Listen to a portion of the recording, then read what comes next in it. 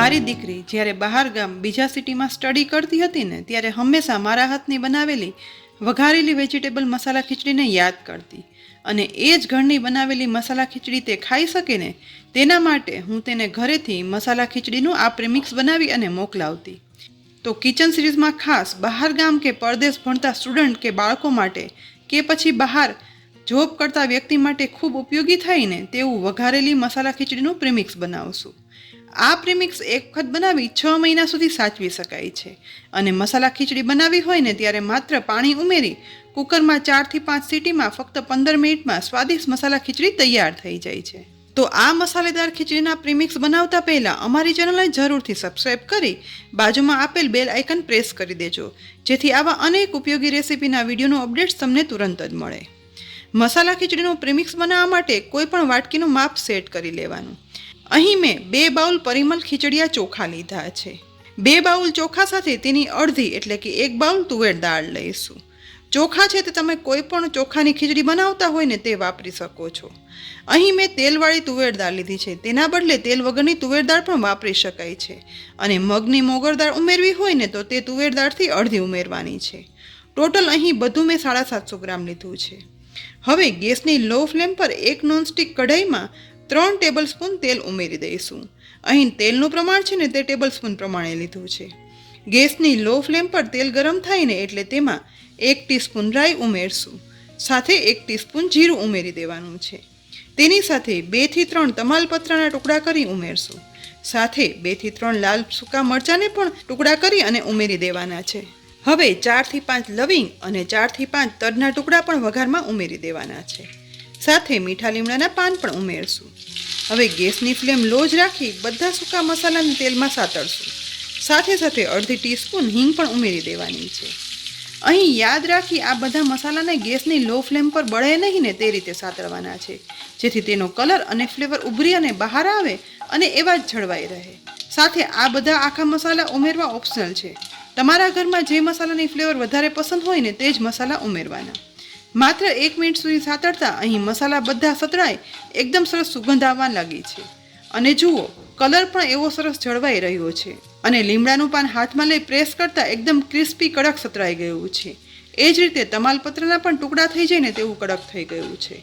તો આ સમયે વઘારમાં તુવેર દાળ ઉમેરી દઈશું. અહીં જો મગની દાળ લીધી હોય ને તો તે પણ આની સાથે જ આ સમયે ઉમેરી દેવાની. હવે દાળને સતત મિક્સ કરતા જઈ અને વઘારમાં શેકશું. અહીં આ સમયે ચોખા નહીં ઉમેરવાના, ફક્ત દાળ જ ઉમેરવાની કારણ કે દાળને ચડતા ઓછો સમય થાય છે પણ જ્યારે લાંબા સમય સુધી સાચવવા માટે શેકતા થોડો વધારે સમય થાય છે. માત્ર 1 મિનિટ દાળ શેકતા હવે દાળના દાણા છે ને તે સહેજ ગોલ્ડન બ્રાઉન થવા લાગ્યા છે.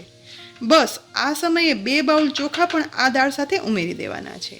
ચોખા ઉમેર્યા પછી તેને દાળ સાથે વઘારમાં મિક્સ કરતા જઈ અને શેકવાના છે. અહીં પણ ચોખા એ રીતે શેકવાના કે ચોખાનો કલર ચેન્જ ના થાય અને દાળ સાથે વ્યવસ્થિત શેકાઈ જાય. માત્ર 1 થી 1.5 મિનિટ આ રીતે શેકતા ચોખા અને દાળ શેકાવાની સુગંધ આવવા લાગે છે અને આ વઘારેલી મસાલા ખીચડી પ્રીમિક્સને લાંબો સમય સુધી સાચવવા માટે દાળ કે ચોખાનો કલર ચેન્જ થયા વગર એકદમ ધીમા તાપે વ્યવસ્થિત શેકાઈને તો જ તેમાં જરા પણ ભેજ કે કચાશ નહીં રહે. તે ખૂબ જરૂરી છે. અહીં જુઓ કલર ચેન્જ થયા વગર દાળ ચોખા શેકવાની સુગંધ આવવા લાગી છે એટલે કે પ્રીમિક્સ માટે જોઈએ ને તેવા દાળ ચોખા તેલમાં સરસ સતરાય અને શેકાઈ ગયા છે. તો હવે પહેલાં ગેસની ફ્લેમ બંધ કરી દઈશું. યાદ કરી અને ગેસની ફ્લેમ બંધ કર્યા પછી આ શેકાયેલા દાળ ચોખામાં 1.5 ટીસ્પૂન મીઠું ઉમેરશું. અહીં પ્રીમિક્સમાં મીઠું વધારે ઉમેરેલું હોય તેવું લાગશે પણ પ્રીમિક્સમાંથી જ્યારે ખીચડી બને ને ત્યારે મીઠું એકદમ માપનું થઈ જશે. એની સાથે અડધી ટીસ્પૂનથી થોડી વધારે હળદર પાવડર ઉમેરી દઈશું. હળદર અને મીઠું છે ને તે વ્યવસ્થિત રીતે મિક્સ કરી દેવાનું છે જેથી આ પ્રીમિક્સ ગરમ હોવાના કારણે હળદર શેકાઈ જાય અને વ્યવસ્થિત દાળ ચોખામાં ચડી જાય અને ખીચડી બન્યા પછી કાચી હળદરની સુગંધ પણ ના આવે. હવે કઢાઈને ગેસ પરથી નીચે ઉતારી લઈશું અને એક સ્ટેન્ડ પર રાખી દઈશું અને નીચે પણ આ રીતે માત્ર 1 મિનિટ સુધી સતત ચલાવશું જેથી તેમાંથી વરાળ નીકળી જાય. હવે આ મિશ્રણ ઠંડુ થાય છે ને એ દરમિયાન ગેસની લો ફ્લેમ પર એક પેનમાં 1 ટીસ્પૂન તેલ ગરમ કરવા ઉમેરશું. ગરમ તેલમાં 2 થી 3 લીલા મરચાંના ઝીણા સમારેલા ટુકડા ઉમેરશું. સાથે આદુના નાના ટુકડા પણ ઉમેરી દેવાના છે. ગેસની ફ્લેમ લો જ રાખતા આદુ અને મરચાંના ટુકડાને તેમાંથી પાણીનો ભાગ દૂર થઈ જાય ને તે રીતે ક્રિસ્પી થઈ જાય તેવા સતત મિક્સ કરતા જઈ અને શેકવાના છે. મસાલા ખીચડીમાં આદુ મરચાંનો સ્વાદ ખૂબ સરસ લાગે છે અને માટે જ આપણે આદુ મરચાં ઉમેર્યા છે. પણ આ આદુ મરચાં એકદમ ડ્રાય થવા જરૂરી છે. જો આદુ મરચાંમાં જરા પણ કચાશ કે પાણીનો ભાગ રહેશે ને તો પ્રીમિક્સ છે ને તે લાંબા સમય સુધી નહીં સચવાય.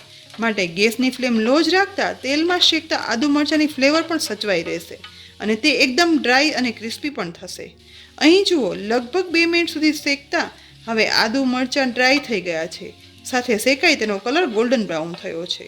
તો આ સમયે ગેસ બંધ કરી દઈશું અને સાતરેલા આદુ મરચાંને તેલ સહિત જ શેકેલા દાળ ચોખાના મિશ્રણમાં ઉમેરી દઈશું. હવે આદુ મરચાંને પણ દાળ ચોખા સાથે મિક્સ કરી દેવાના છે. તેની સાથે સાથે હવે 1.5 ચમચી જેટલું લાલ મરચું પાવડર પણ ઉમેરી દઈશું. અહીં મેં આ મસાલા ખીચડી મીડિયમ તીખી થાય ને તે રીતે લાલ મરચું પાવડર ઉમેર્યું છે. તમારી પસંદગી પ્રમાણે લાલ મરચું પાવડર વધારે કે ઓછો ઉમેરી શકાય છે. હવે તેની સાથે 3/4 ટીસ્પૂન ગરમ મસાલા પાવડર ઉમેરી દઈશું. બંનેને ચલાવતા જઈ દાળ ચોખાના મિશ્રણમાં મિક્સ કરી દેવાના છે. અહીં ગરમ મસાલા પાવડર ઉમેરવો બિલકુલ ઓપ્શનલ છે. ખીચડીમાં જો ગરમ મસાલા પાવડર ભાવતો હોય ને તો ઉમેરવાનો, નહીં તો નહીં ઉમેરવાનો. પણ હા, એક બાબતનું ખાસ ધ્યાન રાખવાનું કે લાલ મરચું પાવડર અને ગરમ મસાલા પાવડર હંમેશા દાળ ચોખાનું આ મિશ્રણ સાવ ઠંડુ થઈ જાય ને પછી જ ઉમેરવાનું, જેથી બંનેની ફ્લેવર અને કલર જળવાઈ રહે. જો ગરમ મિશ્રણમાં આ બંને મસાલા ઉમેરશું ને તો લાલ મરચું પાવડર છે ને તે કાળું પડી જશે અને ગરમ મસાલા પાવડરનો ટેસ્ટ પણ બગડી જશે. અહીં હવે મસાલા ખીચડીનું પ્રીમિક્સ બની અને તૈયાર થઈ ગયું છે. પણ હજી આ મિશ્રણને અંદર સુધી સાવ ઠંડુ થવા દેવા માટે 1 કલાક એમ જ રાખી દઈશું. પણ મિશ્રણ ઠંડુ થાય ને ત્યાં સુધી તમે વિડીયો જોવાનું મૂકી ના દેશો, કારણ કે હજી આ વિડીયોમાં આ પ્રીમિક્સનો ઉપયોગ કરી આપણે કેટલી ઝડપથી મસાલેદાર વેજીટેબલ ખીચડી બનાવીએ છીએ તે પણ જોશું. અહીં મિશ્રણ ઠંડુ થવાને 1 કલાક જેવો સમય થઈ ગયો છે. હાથ વડે મિશ્રણ ચેક કરતાં તે અંદર સુધી ઠંડુ થયું છે. બનેલા મસાલા ખીચડીના પ્રીમિક્સને હવે એક કાચના ચોખ્ખા કન્ટેનરમાં ભરી દઈશું. બનાવેલું મસાલા ખીચડીનું આ પ્રીમિક્સ છે ને તે નોર્મલ રૂમ ટેમ્પરેચર પર જ 6 મહિના સુધી સાચવી શકાય છે. આ પ્રીમિક્સનો સ્વાદ અને કલર બિલકુલ ચેન્જ નથી થતો અને તે લાંબા સમય સુધી સારું પણ રહે છે. અને જો આ મસાલા ખીચડીનું પ્રીમિક્સ તમે બહાર ગામ કે પરદેશ મોકલવા માંગતા હો ને તો કાચના કન્ટેનરના બદલે ઝીપર બેગમાં એરટાઇટ પેક કરી અને ભરીને મોકલી શકો છો. તેમાં પણ તેવું સરસ સચવાય અને સારું રહેશે. બધું પ્રીમિક્સ કાચના કન્ટેનરમાં ભરાઈ ગયું છે તો હવે કન્ટેનરનું ઢાંકણ ઢાંકી એરટાઇટ પેક કરી દઈશું. પણ સાથે સાથે આ પ્રીમિક્સનો ઉપયોગ કરી આમાંથી એકદમ ઝડપી મસાલેદાર વેજીટેબલ ખીચડી કેમ બનાવીએ ને તે પણ જોઈ લઈએ. અહીં આ મસાલા ખીચડીના પ્રીમિક્સમાંથી અડધો કપ પ્રીમિક્સ લઈ લઈશું. હવે ગેસની મીડિયમ ફ્લેમ પર કુકરમાં એ જ કપનું માપ લઈ અને 3.5 કપ પાણી ગરમ કરવા માટે રાખી દઈશું. પાણી ગરમ થાય છે ને તો તેની સાથે અહીં પસંદગી પ્રમાણેના વેજીટેબલ સમારી લઈશું. અહીં મેં બટેટા, ગાજરના ટુકડા અને ફ્રોઝન વટાણા લીધા છે. હવે ઉકળતા પાણીમાં ગાજરના ટુકડા ઉમેરશું, બટેટાના ટુકડા ઉમેરશું અને સાથે વટાણા પણ ઉમેરી દઈશું. તેની સાથે સાથે મસાલા ખીચડીનું પ્રીમિક્સ પણ ઉમેરી દઈશું. હવે બધું એક વખત ચલાવી અને પાણીમાં મિક્સ કરી દેવાનું છે. અહીં જો કોઈ પણ પ્રકારના વેજીટેબલ ના ઉમેરવા હોય ને તો આ મસાલા ખીચડી વેજીટેબલ વગર પણ એકદમ સ્વાદિષ્ટ બને છે. હવે તુરંત જ કુકરનું ઢાંકણ ઢાંકી દઈશું.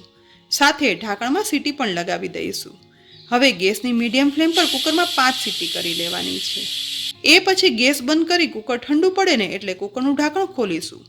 ઢાંકણ ખોલતા જ એકદમ સરસ મસાલાની સુગંધ સાથે પરફેક્ટ ટેસ્ટની અને સ્વાદિષ્ટ વેજીટેબલ ખીચડી બની અને તૈયાર છે. જુઓ, અહીં પાણી પણ બરાબર માપનું થયું છે. જો થોડી વધારે સોફ્ટ ખીચડી કરવી હોય ને તો થોડું પાણી વધારે ઉમેરવાનું. તો પ્રીમિક્સના કારણે કોઈ પણ પ્રકારના મસાલા ઉમેરવા, વઘાર કરવાની ઝંઝટ વગર પરફેક્ટ સ્વાદની ખીચડી બની અને તૈયાર થઈ ગઈ છે. તો હવે આ ખીચડીને પીરસી પણ લઈશું. અહીં તમે જોયું ને કે આ પ્રીમિક્સનો ઉપયોગ કરી ફક્ત પાણી ઉકાળી કુકરમાં માત્ર 5 સીટીમાં જ એટલે કે 15 મિનિટમાં ગરમા ગરમ સ્વાદિષ્ટ ખીચડી બની અને તૈયાર થઈ ગઈ છે. આ એક ખૂબ જ ઉપયોગી વિડીયો છે. તો આ વિડીયો જોઈ અને તમારા સગા, સંબંધી, ફ્રેન્ડ્સ અને ગ્રુપમાં જરૂરથી શેર કરજો, જેથી આ રેસિપીનો મેક્સિમમ ઉપયોગ થઈ શકે અને બહાર રહેતા તેના સ્નેહીજનોને ઘરના જમવાનો ટેસ્ટ પણ આપી શકાય. સાથે આ રેસિપી તમને કેવી લાગી ને તે કોમેન્ટ બોક્સમાં લખી અને જરૂરથી કહેજો. આ સાથે તમને કઈ વાનગીના પ્રીમિક્સ જોવા છે ને તે પણ કોમેન્ટ બોક્સમાં લખી અને જરૂરથી કહેજો. અમે તે બધે પ્રીમિક્સ બનાવવાનો પૂરતો પ્રયત્ન કરશું. ફરી મળશું ઉપયોગી રેસિપી સાથે. ત્યાં સુધી આવજો.